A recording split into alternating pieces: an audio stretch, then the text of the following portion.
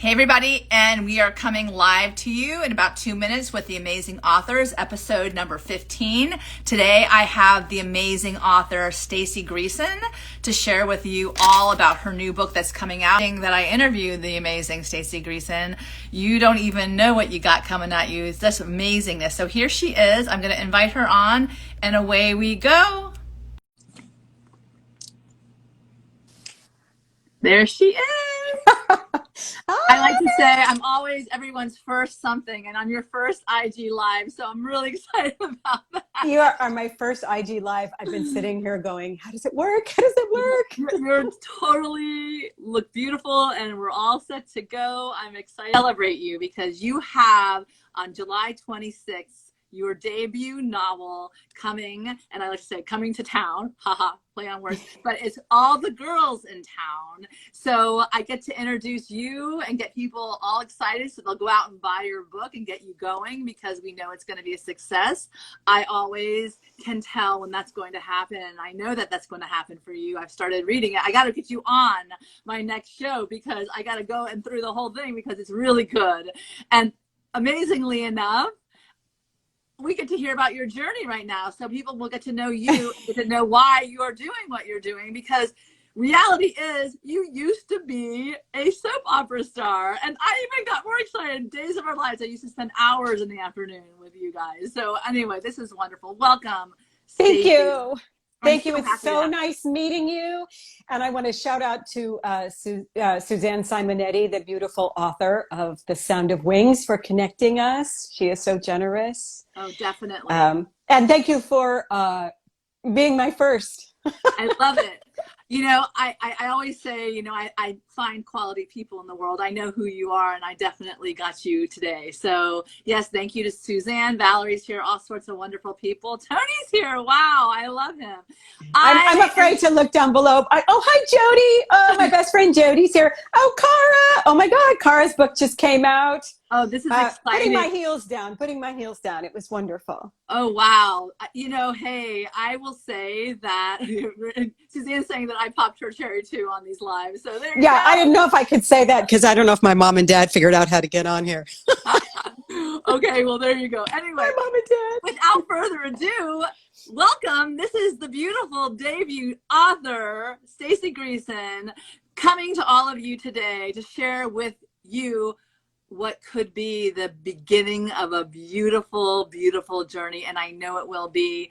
All of you need to jump on, you know, any outlet where books are sold and grab her book. Like I said, it's called All the Girls in Town. This is a show about where the storyteller becomes the story. So they get to know a little bit about you and then get more interested in what you write. Because as we all know, the writers, the storytellers are the real geniuses because we can literally bring the beauty of storytelling to life. And when you do it so well, as you have, Staci, then everyone's engaged and they want more and more and more. And she's saying, love your hair, Staci. Valerie, that's from Valerie. You do, you look beautiful. Thank you, Valerie. I grew it out during COVID. My sister's hair turned all white. It's so beautiful, but I'm still going through the process. So we'll see.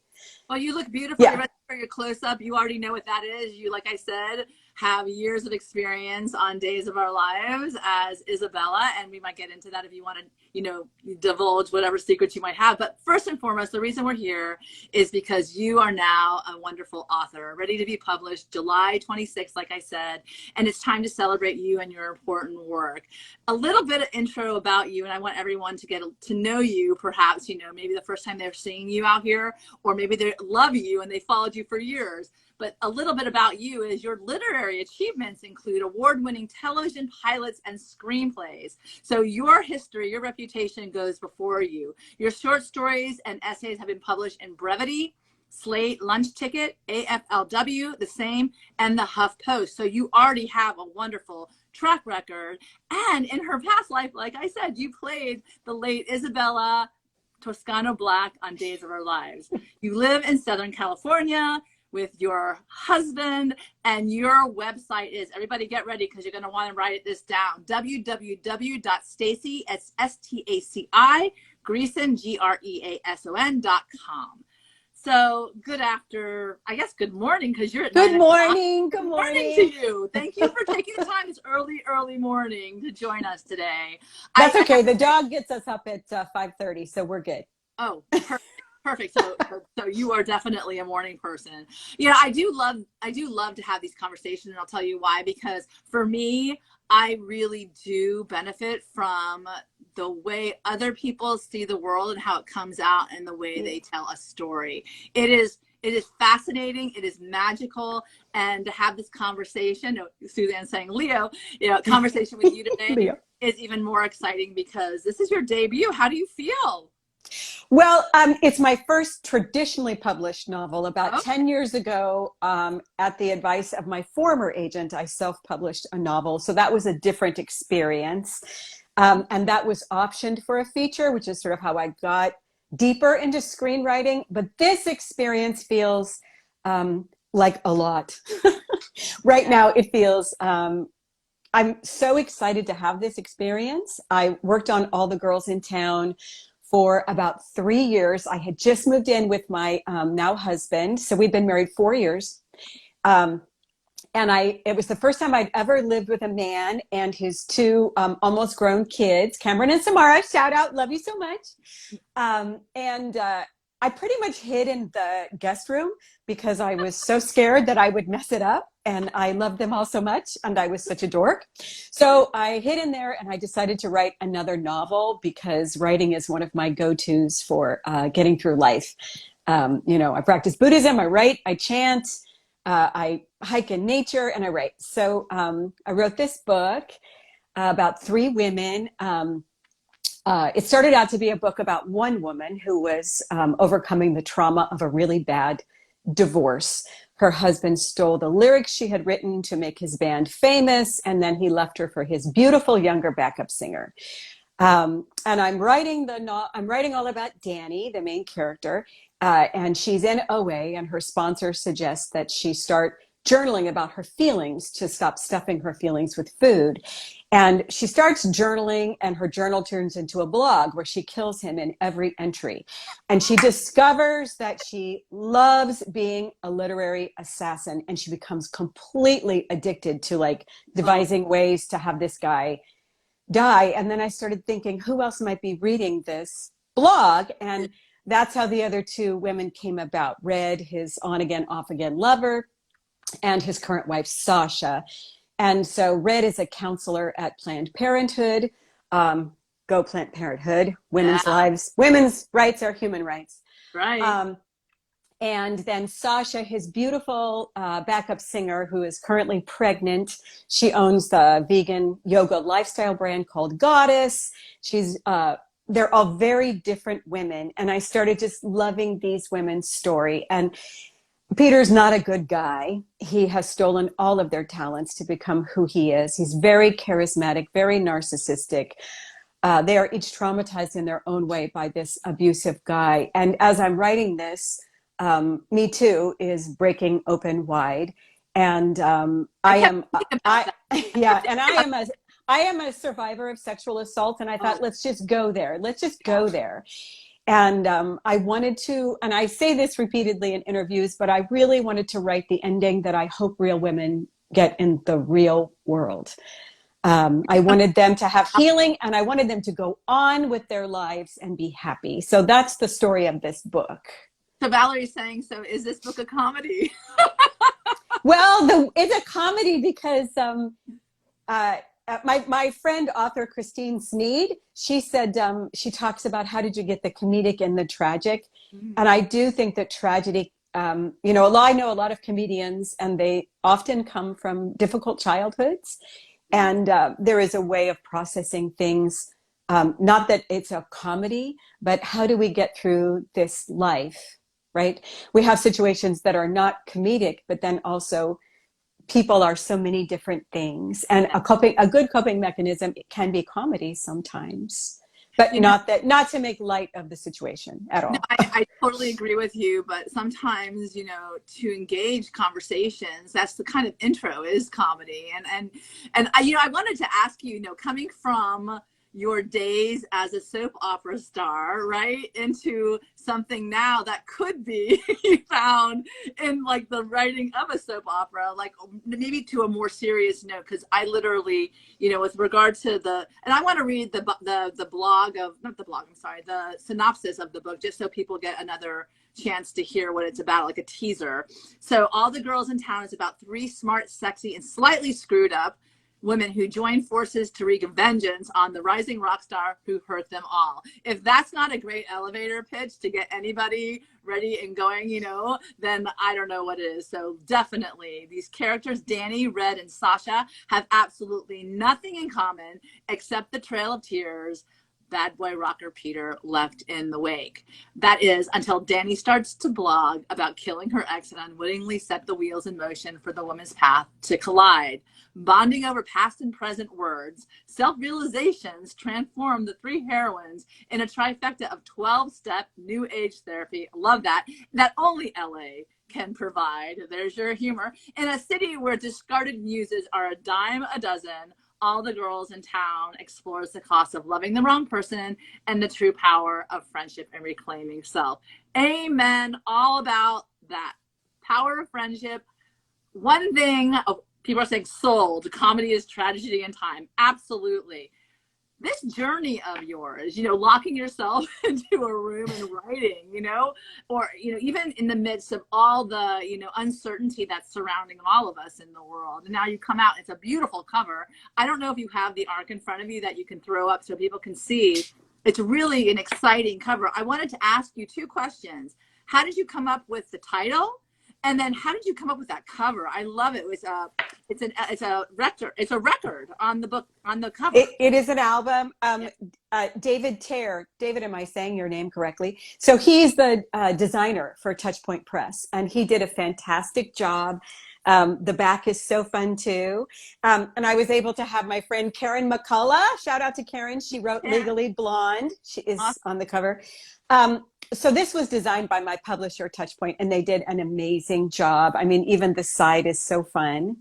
And the title came about, Opportunity Disguised as Loss. This book had an originally different title.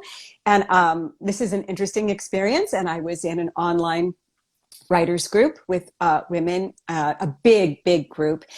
And shortly before we were working on the cover, another author came out with the same title. So, and self-published a book with that title. So I had to quickly pivot. And this title is so much better because in the pivotal scene at the end, the three of them sing the Carpenter's song. That is why all the girls in town follow you all around. Oh my God. I know what song to put on your TikTok today when I hold up your book, you know. I do love that. I do like how the music plays a part. And certainly this is all about music. The guy is a rising rock star. I mean, how more exciting can you get, for sure? So I'm sorry, keep going. You were going to say something else. Oh, no. I was just going to say, yeah, it's definitely about the power. They take back their music and the power of music and making music together and women's voices. And there's a lot of music. I have a playlist on Spotify, a playlist on Apple. I did a long form essay for a site called Large Hearted Boy, all about what each song means in the playlist. So if you want to check it out. Yeah, there's lots of music in the novel. And writing about music is interesting. So because how do you hear it when you're reading it? They get the Spotify list. Are you listed on Spotify? Yeah, All the Girls in Town under one of my playlists. Yeah, and Apple Music too. Oh, I'm totally going there because I absolutely love how people are inspired by music. I always say that we all have a soundtrack to our lives. Yeah. And I'm curious as to what kind of music people pull into theirs. And it really gives you an opportunity to get to know the person, certainly as an author, for sure, as you tell stories. But what's playing in your head as these words are coming out on the page, that's so exciting, for sure. Is that something that you do as far as a practice or a tool that you use when you write? I do. I always have to find what the main character listens to. So the interesting thing is, like for Peter and his band, The Disasters, I was like, who do they sound like? And I think they sound a little bit like the band Wilco from Chicago. So I listened to Wilco. This is not about Wilco at all. I don't know them. So I listened to Wilco throughout the writing of it. I did not really listen to the women's music. but I don't have Wilco on the playlist because this novel is not about Peter. This novel is about Dani, Red, and Sasha. I love that you're actually shouting out that focus. It is about the power of friendship between these three women. So do you have things in your life that rise to that level of that power of friendship that inspired you? I love that you say you're a Buddhist, you chant, you all of these wonderful things. I love that energy that you bring into it. And you can tell that you have that clean energy about you, which I'm always striving for. Believe me, peace is the goal, never the actuality. But yeah, I don't know how much peace I have, but I have energy. for sure, right? For sure. I guess we all show up authentically how we show up, and we play with whatever comes our way. And Right. how did you start to play with this concept of the power of friendship, and that you wanted that to come into this storytelling? I did because you know what? I had a really long journey so far being a writer. I was very successful as an actress when I was young. And so when I decided I didn't like being in front of the camera, I had discovered that I had a writer's voice. I was doing like Natalie Goldberg, Wild Mind, and Julia Cameron, The Artist's Way. And I realized, oh, I have a voice. I didn't know I had a voice. And I thought, I'm a person. What do I want to say? Love So it. I did what I thought writers do. And I moved to a mountaintop in Topanga Canyon into a guest house. I quit the show. I was so lonely. It was such a terrible decision. Um, but I was also I'm also a practicing Buddhist. And so what I realized through the very hard, lean years of writing, this is my fourth novel. I've had other agents, I've had other opportunities that did not happen. Lots of hourly day jobs back to back, lots of illness, a lot of experiences that have, brought me to who I am. And the only way I got through these experiences was, my good friends in my Buddhist community, my good friends, right now, my husband, definitely my family. We are community. So I feel like at artists, we really need to develop a very strong, healthy support system.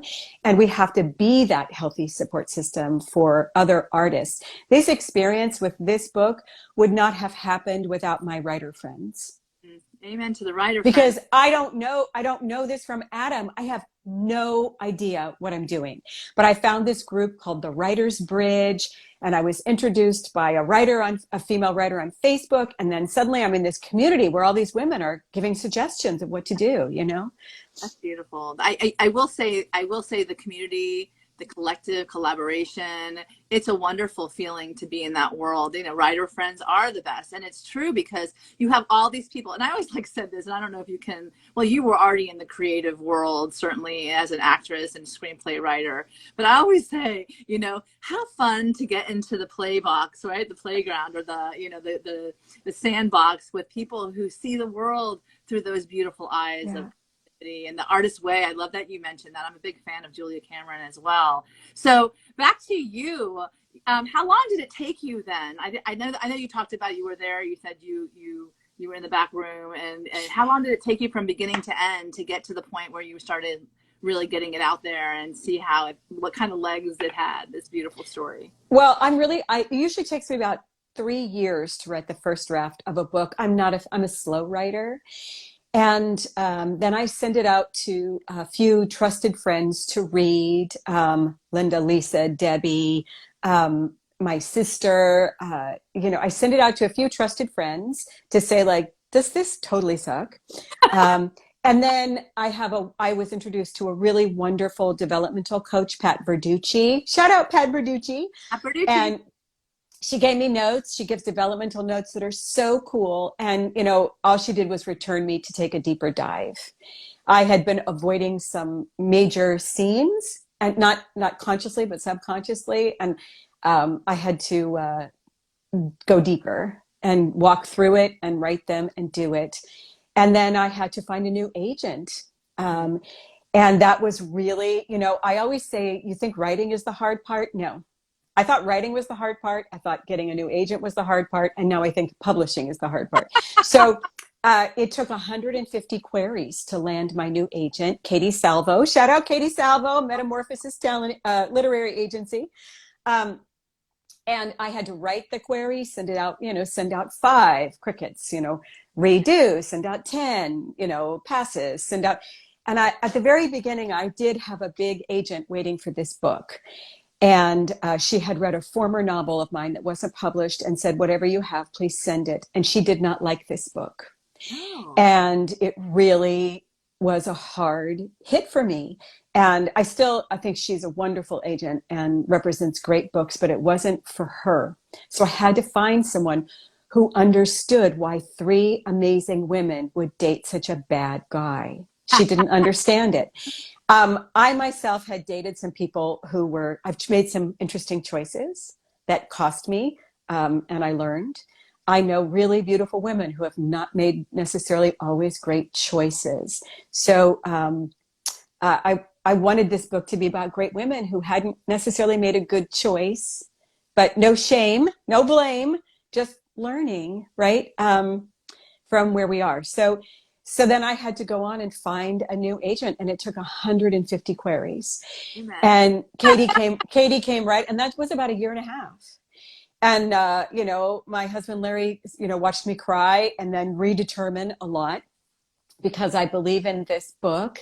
And that's the thing, is that everybody thinks it's nothing until somebody thinks it's something, and that somebody is you. You have to think it's something, right? And it's not about like being a New York Times bestseller kind of something. It's really about, what is the message I have with this book? Like, what do I want to do in the world? What do I want my life to do in the world? And since I decided to be a writer and I made this choice, what is my life doing in the world? What am I doing? Even through frustration and anger and looking at other people's paths and feeling empty, or whatever it is we feel, an imposter or hungry or mad or, happy, but always being like, what do I want to say in the world? This is like my life. What am I doing with it in the world? So Katie came right on board, my agent, and said, let's do this book. I love this book. And we were turned down by a lot of big 5 presses. They liked it, not right for them, hard pass, whatever it is.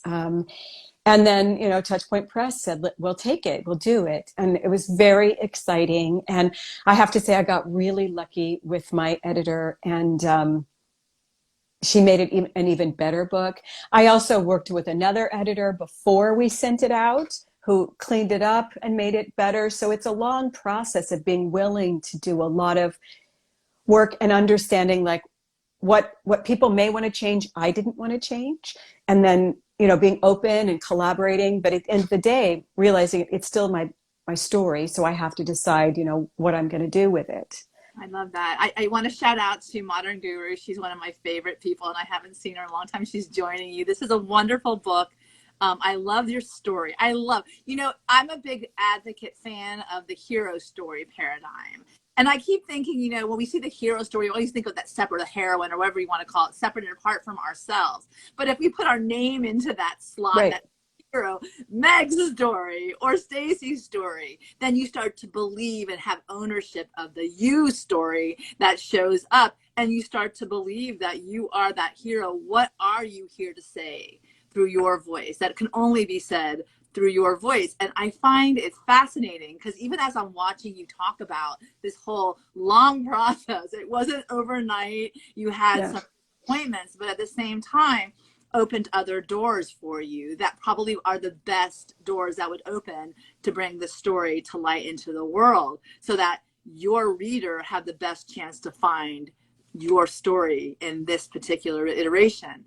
That's such a magical thing. It's kind of like when we're in it and on it and we're crying and we're like, and we're like, oh, but you have that thing that's pulling you forward. Go get it. You have those people who are inspirational and say, go get it, go get it, go get it. Why and who? And like, who are your people that kept saying when you were, and I know it sounds to me like your husband's a force in your life. Thank God, because that's someone who's very close to you. But who else? And I'm sure he's like, well, I hope no one calls me Peter. No, not at all. Peter is he's a complete fiction. Peter is not someone I certainly have dated a few musicians, but they were not Peter. Peter is a work of fiction. I was single my whole life until I got married 4 years ago. So it could, it's not about anybody. It's about a kind of condition, I think, that might feed off of women, and that women, we give easily of our talent and not recognizing that you're the hero of your own life. I always think about Nora Ephron. So I have heroes that I don't know, and Nora Ephron was one of them. And there's a scene in The Holiday where Kate Winslet is sitting in a deli with, what's his name, the great actor, Eli Wallach. Yes. Eli Wallach. And he says to her, you've been acting like the best friend and you're the leading lady. And she says, that's right. I should get to be the leading lady of my own life. Yes. And I want to tell you one very bad year, alone at Christmas, cat sitting my ex-girlfriend's cats. Shout out Carrie. She's amazing. I watched The Holiday on a loop. And I kept reminding myself, that's right, I am the hero of my own story. I don't care how bad this looks. I'm getting out of it somehow. Yeah. So I am very fortunate that I have really good girlfriends. Linda Hill, Jody Barmash, Lisa Shepard, Pauline Gray, Lori, Holly, Deb, Lindsay, not just girlfriends, Darren. I mean, I have so many amazing friends. Joey Geronda. I mean, I'm leaving everybody out because I have so many amazing friends that I can call, that I have called, my sister Jules, my parents, so many amazing people that, I'm a scaredy cat, but I roar loudly. So, I was scared to do this. I do it anyway. I'm always afraid of what people think of me. I'm always nervous. I'd rather be alone writing in a room. So fascinating. So I have really amazing friends who have a lot more fire than I do. I'm still racking my brain to think of all. I want to shout out to Christine Sneed, my writer friend, who gave me a blurb for the novel. She's an award-winning writer. She wrote The Virginity of Famous Men and Little Known Facts. Shout out to Leslie Lair, who wrote A Boob's Life, a great memoir, now optioned by Salma Hayek for HBO Max. All my Jasmine Darsnick, who I met in my writers group, New York Times bestselling author of The Bohemians, who gave me a blurb. Karen McCullough, I already shout out. So anyhow, I could go on forever about all the women. I'm trying to write these down. They're all in my, hopefully they're all in my acknowledgments. And I know I'm forgetting someone like I probably talk to every day because I get nervous. But so many women. Yeah. Oh, Cheryl Johnson, my publicist. Holy Marjoli. I mean, she's now like one of my friends. So Christine, my writer friend, everything is about friendship, right? Everything is about just being who you are. And my friend Christine, I met, my Cinestory screenwriting group, all my friends, Emily, Heather, Sarah, everybody. So Michelle, Diana, so many friends. So I meet Christine in a screenwriting group. We had a fellowship. She's a very successful novelist and teacher. She connects me to her publicist, Cheryl Johnson in Chicago, who's been a publicist for 40 years. Turns out Cheryl practices the same Buddhism that I do, like all these connections. Love the synchronicities. Amen to synchronicities. Carl Jungian. Synchronicities are my favorite, and you're paying attention, you start to realize. But as you're listing these people out, I've had this incredible, like, I got goosebumps, and I'm like, oh my God, she's saying her speech when she gets an award for a screenplay. I'm like, this is and the orchestra is playing because I talk too much. No, but I'm sitting in the audience as I'm watching you, interviewing you at the same time, applauding you because of this beautiful generosity of spirit circle that you've developed. And that's because of you. That's because welcome to me doing Instagram Live. Oh my beautiful daughter-in-law, Destin Shore, and Larry's oldest, Ryan. I already shout out to Cameron and Samara, all my extended Shore family. I mean, I married into a big family. I married a guy with 3 kids, a daughter-in-law, 2 grandkids. And I had cried for so long because I wanted a child. And I had gone through the foster to adopt process several times. This is why I give Dani her niece, Violet, to raise. Plus her racist dad, Jack. I don't have a racist dad, thank goodness. but I wanted to give these characters full lives with other people they have to take care of. And this also helps relieve the tragedy is when we take care of other people, right? Yeah, and I do like you say that that's one of the things I did get from the book is that they're full characters. They're not coming on a surface level. And I'm glad that they told you to go back and do whatever deep dive you needed, because that is certainly why people give you their time and will give you their time to read this book, because honestly at the end of the day they want the feeling as if they're experiencing what those power of that friendship are going through as the book unfolds. And I just think this is fantastic. Oh, we have a question. Would love to hear about your process and learn to develop your characters. Such a great book.